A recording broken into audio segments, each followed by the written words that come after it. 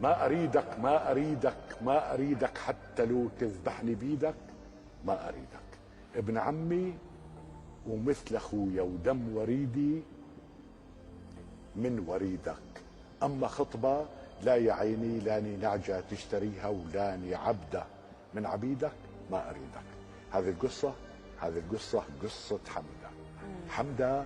حمدة الرمش اللي يتحدى، الرمش اللي ياخذ قلب الناس، الرمش اللي ما عمره ودى.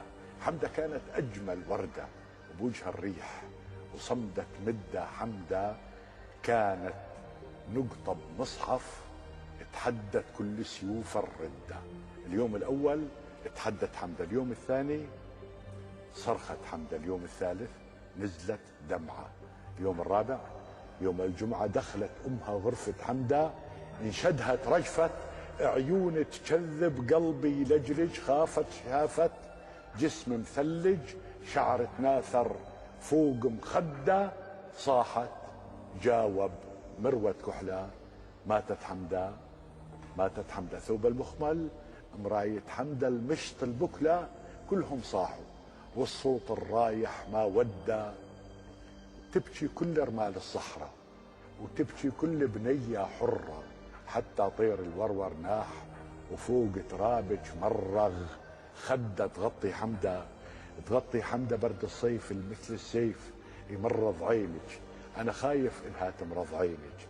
تغطي حمدة تهني حمدة هالأرض اللي تحت جرينا أكرم من اللي فوق بمدة.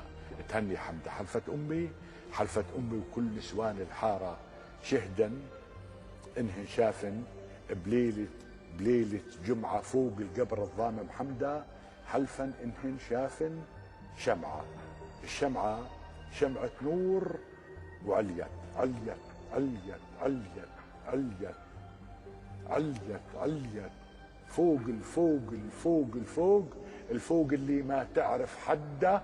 وحلفا إنهن سمعن حمدة من جوات القبر تصيح وتنده، ما أريدك ما أريدك ما أريدك.